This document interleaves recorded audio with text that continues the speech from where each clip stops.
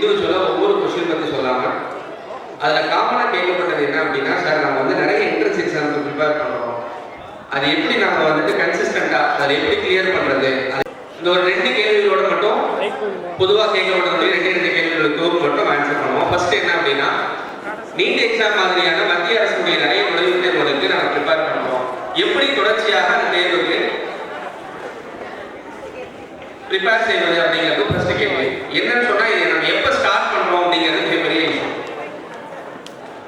பொதுவாக 10th முடிச்சு 11th போகும்போது தான் இது மாதிரியான என்ட்ரன்ஸ் எக்ஸாம் ப்ரிப்பேர் பண்ணணும் அப்படிங்கிற ஒரு யோசனை மக்கள்கிட்ட வருது. அதுக்கு அவங்க செய்ய வேண்டியது 6வது முடிச்சு 7வது எப்போ ஸ்டார்ட் பண்றாங்களோ 7th அல்லது உங்களுடைய குழந்தை அடுத்த ஏர்லி ஸ்டேஜ் அப்படி நீங்க எங்க படிச்சுட்டு இருக்காங்களோ அந்த சமயத்துல இருந்து அவங்க படிக்கக்கூடிய 2 முக்கியமான சப்ஜெக்ட்ஸை ஃபோக்கஸ் பண்ணி படிக்க சொல்லுங்க. ஒன்று சயின்ஸ், ஒன்று இன்னொன்று மேக்ஸ். சயின்ஸ்லயும் மேக்ஸ்லயும் உங்களுடைய குழந்தை வந்து என்ன அந்த சிலபஸ்ல கொடுக்கப்பட்டிருந்தோ அதை கிளியரா படிச்சாருன்னா, புரிஞ்சு வச்சிருந்தாருன்னா மட்டும் போதும். இந்தியா முழுக்க இந்த என்ட்ரன்ஸ் எக்ஸாம் நீட் ஜேஇ மாதிரி 78 என்ட்ரன்ஸ் எக்ஸாம் இருக்கு, அது அத்தனையுமே அவங்களால பாஸ் பண்ண முடியும். சயின்ஸும் மேக்ஸும் சரியா படிச்சிருந்தாங்க, ஃபவுண்டேஷன் சரியா இருந்தா. இது முதல் விஷயம். 2வது, சார் நான் ஐடி செக்டாருக்கு போகணும், அங்க எப்படி வாய்ப்பு இருக்கும், நான் அதுல போய் வந்துட்டு படிக்கலாம், வேலை செய்யலாமாங்கிற மாதிரியான கேள்விகள் அதிகமாக கேட்டிருக்காங்க. ஐடி செக்டாரை பொறுத்த வரையில தமிழ்நாட்டில் இந்தியாவில் அதுல 1ல மட்டும்தான் வேலை இருக்கு அப்படிங்கிறது அல்ல, அது தாண்டி ஏகப்பட்ட துறைகள்ல நிறைய வாய்ப்புகள் இருக்கு. குறிப்பா ரிசர்ச்லயும் லாலையும், சயின்ஸ்ல, மெடிசன்ல, ஆராய்ச்சி துறைகள்ல, ரிசர்ச்ல அதிகமான வாய்ப்புகள் தமிழ்நாட்டில் இனி வரக்கூடிய காலங்களில் இருக்கும். இப்ப இல்ல, இனி வரக்கூடிய காலங்களில் அது இருக்கும்.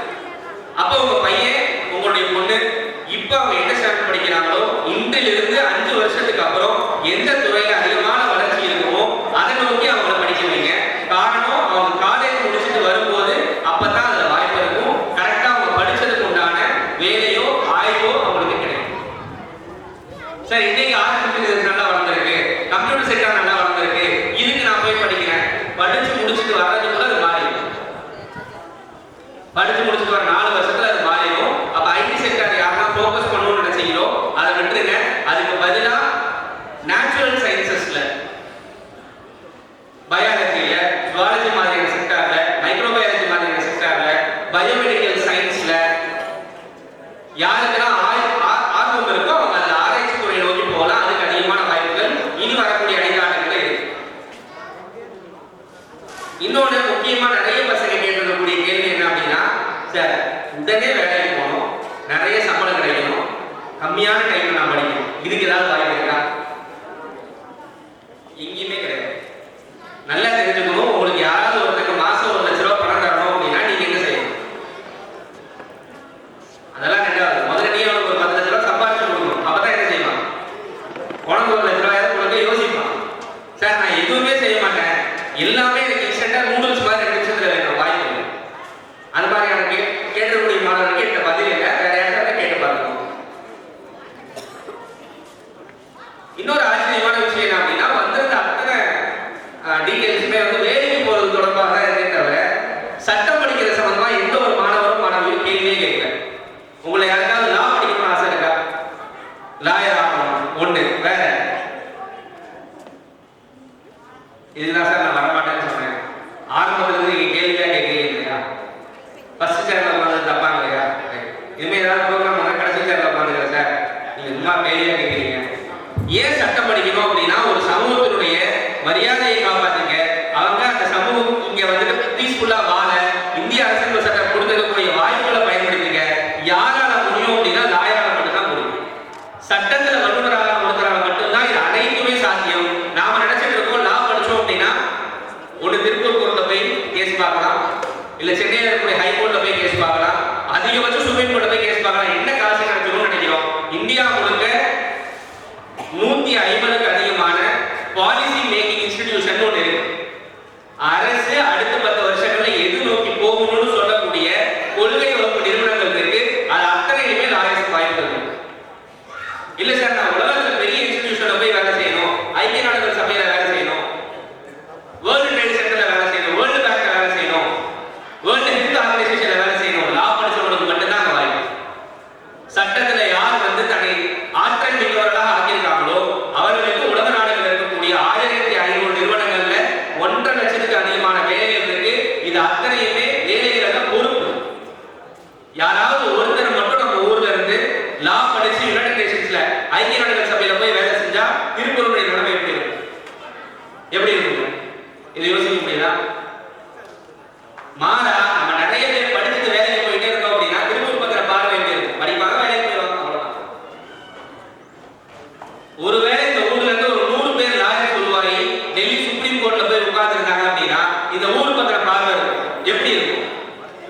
சார் நம்ம திருப்பூர் கிராஸ் போகும்போது கொஞ்சம் ஜாக்கிரதையா போகணும். பூரா பேர் ஆயிரம் ஏதாவது கேச போட்டுருக்கோம். சமூகத்தில் நமக்கான மரியாதை அதிகமாக கிடைக்கிறதுக்கு உண்டான முக்கியமான படிப்புலாம் அது சம்பந்தமா நிறைய மாணவர்கள் சொல்லியிருக்கேன். இது போக இன்னொரு முக்கியமான விஷயம் என்ன அப்படின்னா, பேரண்ட்ஸுக்கு உங்க படிச்சுட்டு இருக்கக்கூடிய பசங்களுக்கு நீங்க என்ன செய்ய போறீங்க? நல்லா படிக்கிறாரு, நல்ல மார்க் வாங்குறாரு, ரொம்ப சந்தோஷம். அவங்களுக்கு நீங்க என்ன செய்ய போறீங்க? ஒரே ஒரு விஷயம் மட்டும் பண்ணுங்க. ஒரு ஐஏஎஸ் ஆபீசர் ஒரு 5 வருஷம் முன்னாடி கிளியர் பண்ணவர், அவர் சொன்ன ஒரு பேட்டியில இருந்து எடுத்தது, என்னுடைய அப்பாவும் அம்மாவும் என்ன செய்வாங்க அப்படின்னா, என்னுடைய லீவ் நாட்கள்ல ஒரே ஒரு பாக்ஸ் சாப்பாடு மட்டும் கொடுத்து கொண்டு போய் லைப்ரரியில உட்கார வச்சிருவாங்க. அங்க நான் லைப்ரரியில எங்க படிச்சனோ அது மூலமா மட்டும்தான் இன்னைக்கு நான் ஐஏஎஸ் கிளியர் பண்ணி ஒரு ஐஏஎஸ் ஆபீசரா முன்னாடி இருக்கேன். அது தவிர வேற எந்த காரணமும் இல்லை. டிகிரி முடிச்ச 3 வருஷத்துல நான் ஐஏஎஸ் எக்ஸாம் கிளியர் பண்ணிட்டேன். அதுக்கு முக்கியமான காரணம் லைப்ரரி. எங்க அப்பா என்னைக்கு என்னை கொண்டு போய் லைப்ரரியில விட ஆரம்பிச்சாரோ அன்னைக்கு தான் இந்த உலகத்தை நான் தெரிஞ்சுக்க ஆரம்பிச்சேன். உங்க குழந்தைகள் எத்தனை பேர் லைப்ரரியில மெம்பரா இருக்காங்க? நீங்க எத்தனை பேர் அவங்க லைப்ரரிக்கு கூட்டிட்டு போயிருக்கீங்க? யாரும் கூட்டிட்டு போனதுண்டா? ரைட். இந்த ஒரு விஷயத்தை மட்டும் பண்ணுங்க.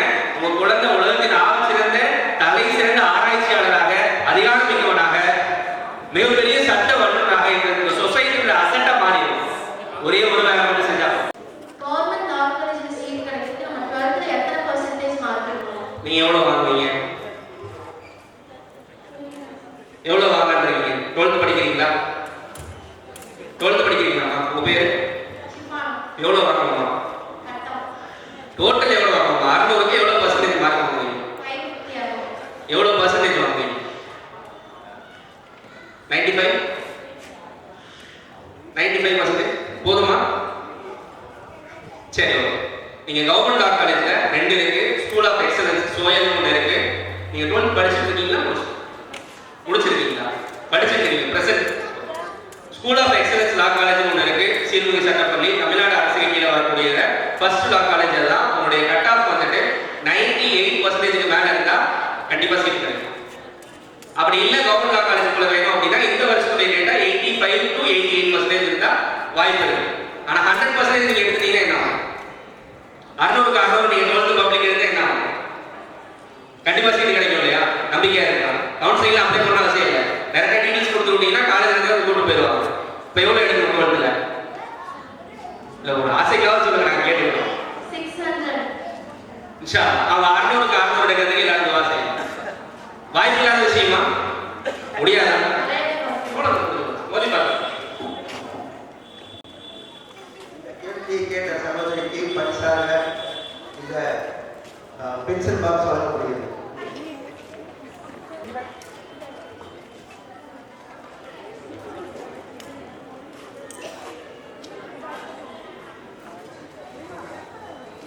உங்களுக்கு ஏதேனும் கேள்வி இருந்தால் உங்களுடைய கைகளை உயர்த்துமாறு கேட்டுக்கொள்வேன்.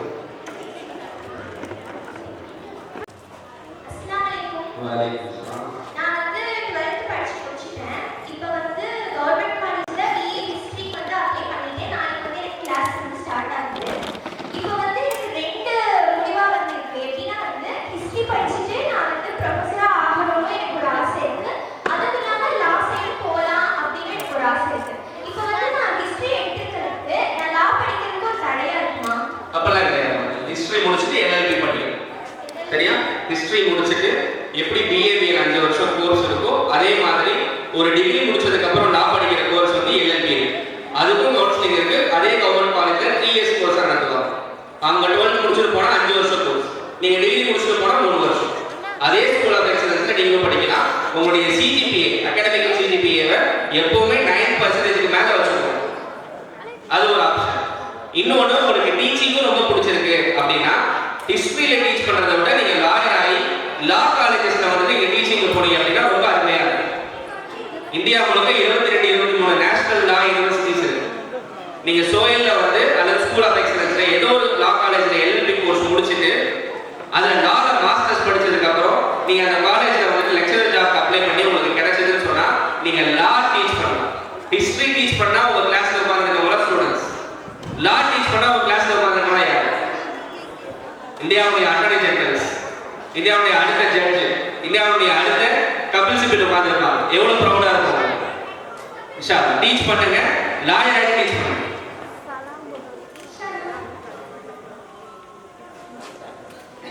ரைட்.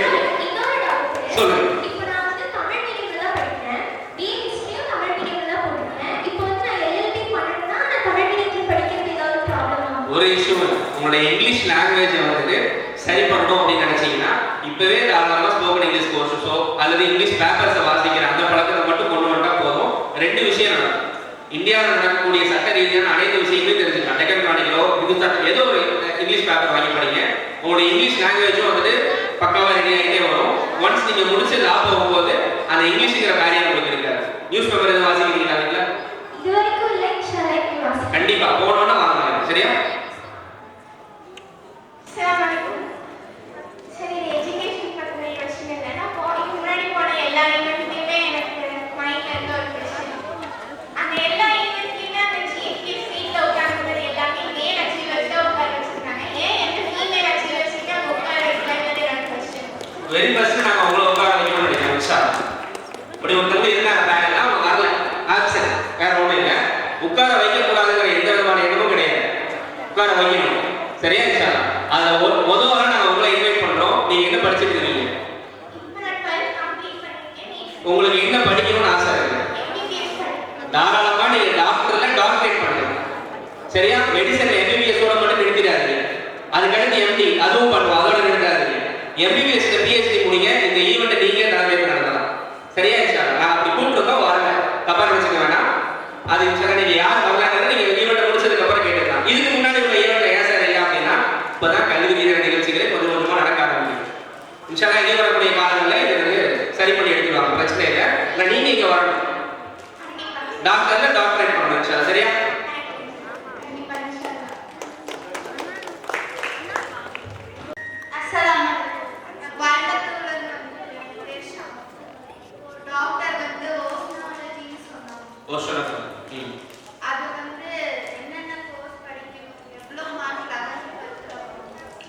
நீங்க எவ்வளவு வாங்குவீங்க?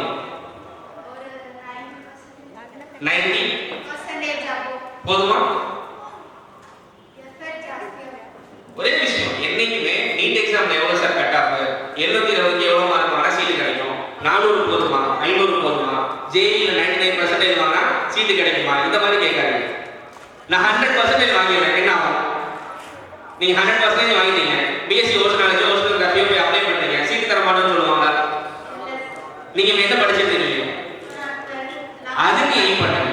உங்களுடைய கட் ஆஃப், உங்களுக்கு எவ்வளவு மார்க் வேணும், எந்த காலேஜ்ல சீட் கிடைக்கும், அதெல்லாம் அடுத்து. முதல்ல உங்களுடைய மார்க்கை 100% கொண்டு வந்து எடுத்துங்க. ஒன்று. ரெண்டாவது, நீங்க இந்த சப்ஜெக்ட்ல படிக்கணும், ஓஷனோகிராஃபியோ ஓஷன் சயின்ஸோ படிக்கணும்னு நினைச்சீங்க அப்படின்னா ரெண்டு வழி இருக்கு. ஒன்று, அண்டர் கிராஜுவேஷன்ல உங்களுக்கு பக்கத்தில் இருக்கக்கூடிய காலேஜஸ்ல லைக் தமிழ்நாடு அக்ரிகல்ச்சர் யூனிவர்சிட்டியிலையோ அல்லது ஃபிஷரி சயின்ஸ் யூனிவர்சிட்டியிலையோ அதுக்கு ரிலவெண்டான ஒரு அண்டர் கிராஜுவேஷன் எடுத்துட்டு போஸ்ட் கிராஜுவேஷன் கம் ரிசர்ச்ல இந்த ஓஷன் சயின்ஸ் சம்பந்தமா வரலாம்.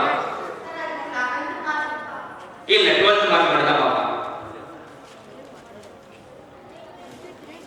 நீங்க இப்ப 11th பண்ணிட்டு இருக்கீங்க, personal 11th personal 12th 11th தான் பண்றீங்களா? பரவாயில்ல, இப்ப 11th மார்க் பார்ப்பாங்க. ஆமா, நீங்க எவ்வளவு வாங்கிருக்கீங்க 11th? இல்ல 100% தான் சீட் கொடுப்பாங்க. இதுக்கு முன்னாடி வரைக்கும் அப்படி இல்லை. நீங்க 11th சொன்னதுனால உடனே மாத்திக்கணும். 100 கெயின் பண்ணுங்க. 100 சொல்றது ஏதாவது தப்பு இருக்கா? இப்ப நம்ம ஒரு 35 பேருக்கு எக்ஸாம் எழுதிருக்கோம், எவ்வளவு வாங்குவோம்? 35 இருந்தா 34 வாங்குவோம், நமக்கே தெரியுதுல்ல. அப்ப 90 பண்ணா நம்ம எவ்வளவு எழுதுறோம்? சரியா? உங்களுக்கு வந்து ஒரு 3 மார்க் கொஸ்டின் இருக்குல்ல, அந்த 3 மார்க் கொஸ்டினோட வேல்யூ எப்படி தெரியும் அப்படின்னா, கேள்வி முடிச்சதாமா ஒரு 3 மார்க் கொஸ்டினோட வேல்யூ எப்படி தெரியும் அப்படின்னா, இன்னைக்கு டிஎன்ஏ இன்ஜினியரிங்கான ரேங்க் லிஸ்ட் விட்டுருக்காங்க. 193 கட் ஆஃபுக்கும் 196 கட் ஆஃபுக்கும் நடுவில் இருக்கிறது 3 மார்க் தான். சரியா? ஆனா இவங்க ரெண்டு பேருக்கு நடுவில் 2500 பசங்க நிற்கிறாங்க. 190 கட் ஆஃப் ஆன ஒரு பையனுக்கு 700 ரேங்க் வந்திருக்கு அப்படின்னா 193 வாங்கின பையனுக்கு 2700 வந்திருக்கு. தமிழ்நாடு முழுக்க இந்த 3 மார்க்குக்கு நடுவில் 2700 பசங்க கிட்ட நிற்கிறாங்க. அதனால தயவு செஞ்சு நீங்க எழுதுற ஒவ்வொரு மார்க்குமே உங்களுக்கு முக்கியம். வேற யாருக்கும் கேள்வி இருக்கா? தாராளமா கேளுங்க.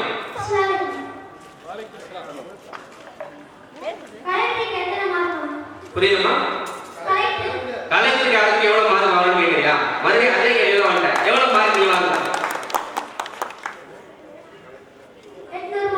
புரியல? 800 மார்க்கா? போதுமா? ஒரு 1000 மார்க் வாங்கினா கரெக்டா? கலைஞர் அப்படிங்கிறது வருமா பரீட்சை. சரியா? அந்த எக்ஸாம்ல பாஸ் ஆனா நீ கரெக்டா ஆயிடலாம். அந்த எக்ஸாம்ல பாஸ் ஆகிறதுக்கு முதல்ல என்ன பண்ணணும்? நீங்க என்ன படிக்கிறீங்க? சரி, நீங்க நியூஸ் பேப்பர் படிக்கிற பழக்கம் இருக்கா? பார்த்துருக்கீங்களா நியூஸ் பேப்பர் முன்னாடி? சரி, அம்மாட்ட சொல்லி நியூஸ் பேப்பர் டெய்லி வாங்கி வர சொல்லணும். உலகம் முழுக்க என்ன நடக்குதோ அந்த எல்லா விஷயமும் உங்களுக்கு தெரியணும். குறைஞ்சது ஒரு 35 விஷயங்கள்ல உங்களுக்கு நல்ல நாலேஜ் இருந்துச்சு, ஒரு 50% நாலேஜ் இருந்துச்சா நீங்க கலெக்ட் ஆகிடலாம். சரியா? அம்மாட்ட சொல்லி முதல்ல நியூஸ் பேப்பர் வாங்கி தர சொல்லுங்க. 6th என்ன மார்க் வாங்குறீங்க? எவ்வளவு மார்க் வாங்குறீங்க 6th ஸ்டாண்டர்ட்ல? செகண்ட் ரேங்கா? ரைட், வாங்க. சரியா? அது மட்டும் வாங்க, நம்ம கலெக்ட் ஆகிடலாம். அது இல்லாம அம்மாட்ட நியூஸ் பேப்பர் மட்டும் வாங்கி தர சொல்லி படிச்சுக்கிட்டே வாங்க.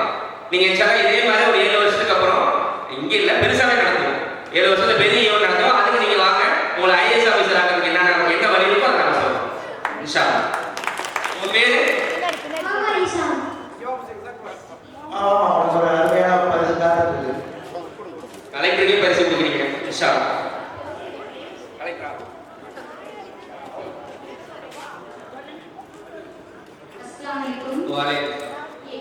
எங்க ஃப்ரெண்டோட பொண்ணு வந்து பயோமேக்ஸ் எடுத்திருந்தாங்க. 485 மார்க் எடுத்திருந்தாங்க. சூழ்நிலை காரணமாக பிஏ இங்கிலீஷ் கன்சிடர் பண்றாங்க. இப்போ வேற ஏதாச்சும் கன்சிடர் பண்ற மாதிரி பயோமேக்ஸ் தகுந்த மாதிரி பண்ண முடியுங்களா? அவங்க வந்து கரஸ்ல பண்ண ஆரம்பிச்சிட்டாங்களா? பண்ணிட்டு இருக்காங்க. கரஸ்ல பண்ண ஆரம்பிச்சிட்டாங்க. ஜூலையிலிருந்து கிளாஸ் நடக்குது. சரி, எங்க சேர்த்திருக்காங்க? மதரசாவும். ஓகே, ஒன்றும் பிரச்சனை இல்லை. அவங்க ஆல்ரெடி மதரசா ஓதிட்டு இருக்கப்பே படிக்கிறாங்க அப்படின்னா அந்த டிகிரி அவங்க முடிச்சிருக்கணும். பிஏ இங்கிலீஷ் முடிச்சதுக்கு அப்புறம் அவங்களுக்கு வாய்ப்பு இருந்து வெளியூர் வரைக்கும் அனுப்புவீங்க அப்படின்னா எம்எஸ்சி படிக்க வைங்க. பிஏ முடிச்சுட்டு எம்எஸ்சி பண்ண முடியும், ஒரே ஒரு டிகிரி மட்டும். எம்எஸ்சியில் காக்னிட்டிவ் சயின்ஸ்ல ஒரு கோர்ஸ் இருக்கு, அதை படிக்க முடியும். பெங்களூர்ல அந்த கோர்ஸ் இருக்கு. அவங்க முடிச்சதுக்கு அப்புறம் இமீடியட்டா பிஎட் பண்ண வைங்க. பிஎடுக்கு அப்புறம் ஒரு டிகிரி பண்ண வைங்க. எந்த கவர்மெண்ட் எக்ஸாம் வேணாலும் எழுதலாம். டிஆர்பி சம்பந்தப்பட்ட டீச்சிங்கான எக்ஸாம்ஸ் இருக்கு, அவங்க எழுதலாம். டீச்சருக்கு எவ்வளவு தேவை இருக்குங்கிறது நான் சொல்ல வேண்டிய அவசியம் இல்லை. ஒரு ஸ்கூலுடைய கரஸ்பாண்டன்ட் இருக்காங்க, நீங்க அவங்க கேட்டா சொல்லுவாங்க.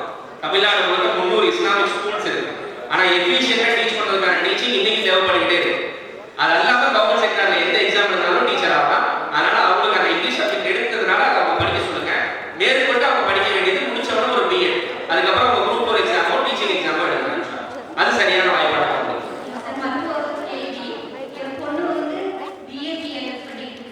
பிஏபிஎல் பண்றாங்களா? பண்ணிருக்காங்க தர்மபுரியில ஹாஸ்டல்ல. இப்போ என்னன்னா அடுத்து வந்து நீதிபதி எக்ஸாம் வந்து பார் கவுன்சிலிங்ல பதிவு பண்ணிட்டு நீதிபதி எக்ஸாமுக்கு அட்டெண்ட் பண்ணலாம். இப்போ வந்து 3 வருஷம் தடை விதிச்சு 3 வருஷம் தடை இல்லையா? பிராக்டிஸ் பண்ற டைம் 3 வருஷம் ஆகிட்டாங்க. இது பண்ணிட்டாங்க. இது கூடி சீக்கிரம் மாறுங்களா? மாறலாம். சொல்ல போனா ஏன்னா அது ரொம்ப தேவையான விஷயம். ஏன்னா நிறைய சிவில் ஜட்ஜ் வந்து உட்காரும் போது அவனுக்கு குரோட்டோட ப்ரொசீஜர் தெரியல. காரணம் என்ன அப்படின்னா பிராக்டிஸ் பண்ணாம டைரக்டா எக்ஸாம் எழுதி மெரிட் வந்ததுனால அவனுக்கு தெரியாத ஒரு சூழல் இருக்கு. இந்த 3 வருஷத்துல மாறுமா மாறாதுன்றதுக்காண்டி இது தேவை. ஒருத்தர் சிவில் ஜட்ஜ் ஆகும் அப்படின்னா குறைஞ்சது 3 வருஷம் பிராக்டிஸ் இருந்தா நல்லா இருக்கும். இதான் பார் கவுன்சிலர் இந்தியாவும் ப்ரமோட் பண்றாங்க. அதனால இன்ஷால்லா அவங்க 3 வருஷம் ஏதாவது ஒரு சீனியர் கீழ ஒர்க் பண்ண சொல்லுங்க. ஒர்க் பண்ணும்போது அவங்களுக்கு எந்த ஏரியா பிடிச்சிருக்கும், சிவில் பிடிச்சிருந்தாலும் சரி, கிரிமினல் பிடிச்சிருந்தாலும் சரி, எந்த ப்ரொசீஜர்ஸா இருந்தாலும் சரி அவங்க ப்ரிப்பேர் பண்ண சொல்லுங்க. 3 வருஷம் நம்ம கிடைச்சிருக்க அழகான டைம். ஏன் அப்படின்னா எக்ஸாம் லா முடிச்ச உடனே என்ரோல்மெண்ட் ஆன உடனே எழுதணும்னு நினைப்பாங்க இல்லையா? 3 வருஷத்துல அந்த கவுண்ட் குறைஞ்சிடும். நிறைய பேர் அந்த ஆர்வத்துல இருந்து வெளியில வந்துருவாங்க. அப்ப நமக்கு நிறைய வாய்ப்புகள் இருக்கு. இந்த வருஷம் அதாவது 2024 ரிசல்ட் படி ஒரு 11 முஸ்லீம்கள் வந்து ஜட்ஜ் ஆவாங்க, சிவில் ஜட்ஜ் ஆவாங்க. அதுல அவங்களுக்கு ரிசர்வேஷன் பேசிஸ்ல தான் ஃபில் பண்ணுவாங்க சீட்டு. பெண்களுக்கு அதிகமான வாய்ப்புகள் இருக்கு சிஜே ஆவாங்க, சிவில் ஜட்ஜ் ஆவாங்க. டாக்டருக்கு மார்க் எவ்வளவு இருக்கும்? 100 மார்க். ஏன் 100 மார்க் எடுக்க முடியுங்களா? எவ்வளவு மார்க் எடுப்பீங்க? 74 மார்க். டாக்டர்ல டிஓசி வரைக்கும் தான் போகலாம், டிஓஆர் கிடைக்காது. மார்க் நல்லா வாங்கணும். நம்ம டாக்டர் ஆகணும் அப்படின்னு நீங்க உங்களுக்கு நியதி இருந்துச்சுன்னா நீங்க ஏற்கனவே சொல்லணும். ஏன் நீங்க டாக்டர் ஆகணும்னு நினைக்கிறீங்க?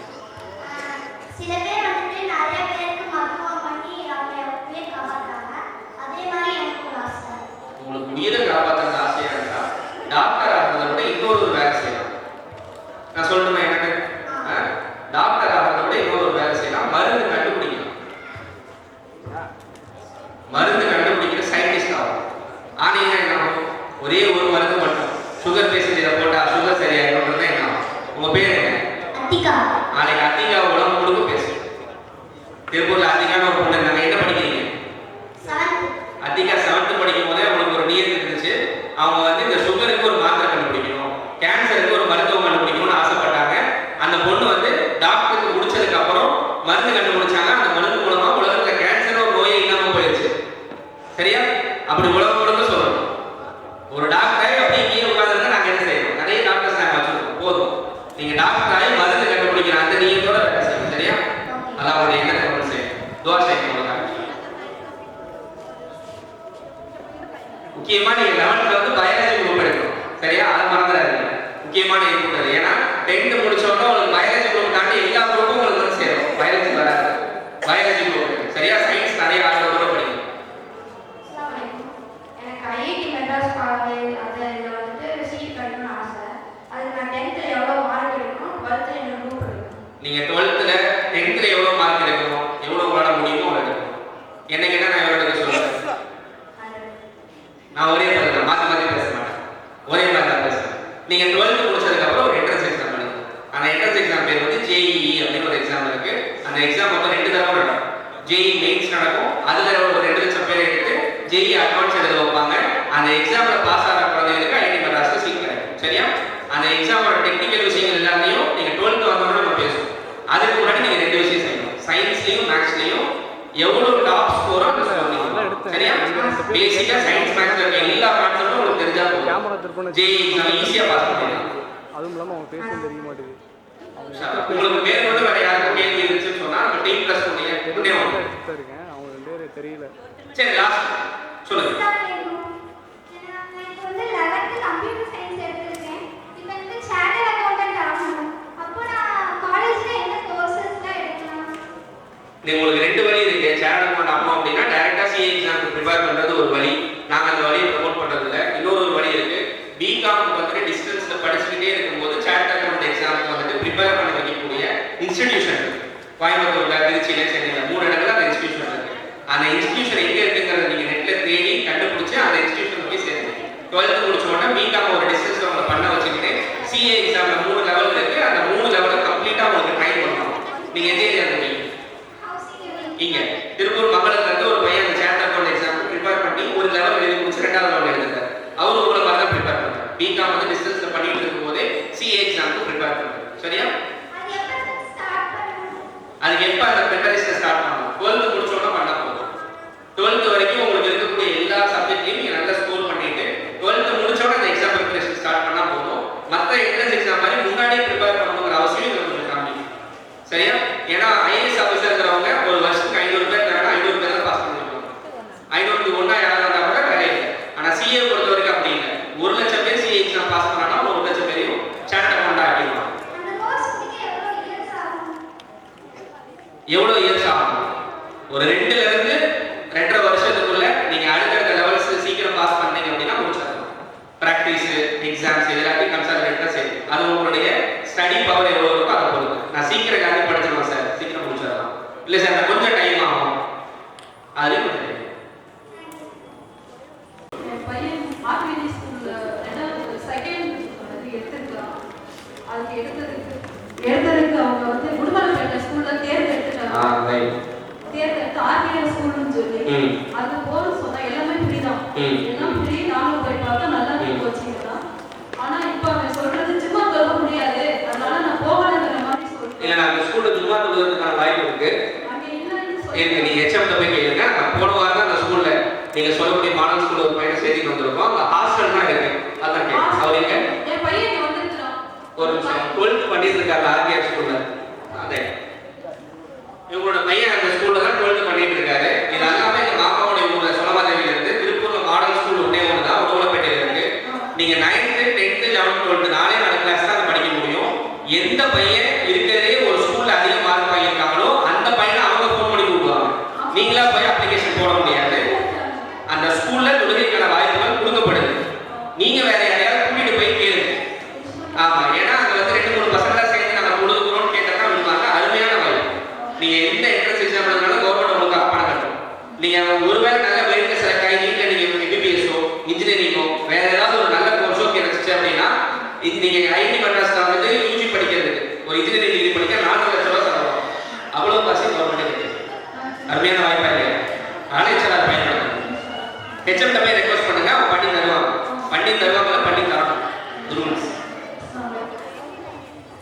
இன்ஷா அல்லாஹ். வேற எந்த கேள்வி இருந்துச்சுனாலும் நீங்க வாட்ஸ்அப் குரூப்ல உங்களுடைய வாய்ஸ் மட்டும் பதிவு செய்யலாம். அஸ்ஸலாமு அலைக்கும். என் பொண்ணு ப்ளஸ் டூ வந்து 360 மார்க் எடுத்திருக்காங்க. இப்போ ஆடி மாதம் வச்சு இந்த வருஷத்தோட பட்டம் வாங்க போகிறாங்க. அடுத்தது வந்து வக்கீல் படிக்கணும். இந்த மார்க் இந்த மார்க்குக்கு உங்களுக்கு வந்து கவர்மெண்ட் லா காலேஜ் கிடைக்கிறது சிரமம். பிரைவேட்ல வேணாம். பிரைவேட்ல நீங்க எங்க இருக்க காலேஜ் போனாலும் 1.5 லட்சம் ரூபாய் செலவாகும் வேணாம். அவங்கள ஒரு யூஜி டிகிரி படிக்க சொல்லுங்க. யூஜி டிகிரி ஏதாவது படிச்சிருக்காங்களா? பிஏ பிஎஸ்சி எதுவும் பண்ணியிருக்காங்களா? இல்லை. அவங்கள ஒரு யூஜி டிகிரி படிக்க சொல்லுங்க. ஒரே ஒரு கண்டிஷன் மட்டும், எந்த டிகிரி வேணாலும் எடுத்துக்கணும், பிரச்சனை இல்லை. பிஏ பிகாம் பிஎஸ்சி எது வேணாலும் எடுக்கணும். ஒரே ஒரு கண்டிஷன், இங்கே அவங்க மட்டும் பர்சன்டேஜ் அவங்க யூஜியில் பிடிக்கும். இங்கே அவங்க வந்துட்டு 600க்கு கிட்டத்தட்ட 60% 70% மார்க் வாங்கிக்கலாம் இல்லையா? இந்த பர்சன்டேஜை காலேஜுக்கு போகும்போது 90 மார்க், 95 மார்க் கவர்மெண்ட் காலேஜில் சீட் கிடைக்கும். கவர்மெண்ட் லா காலேஜில் படிக்கிறது எவ்வளோ செலவாகும் தெரியுங்களா? ஐடியா இருக்கா? 3000 ரூபாய் செலவாகும். பெரிய காசு இல்லையா? 3000 ரூபாய் செலவாகும். கட்டி முடிக்கிறதுக்கு உங்களுக்கு 9 வருஷம் ஆகும். இவ்வளோ தான்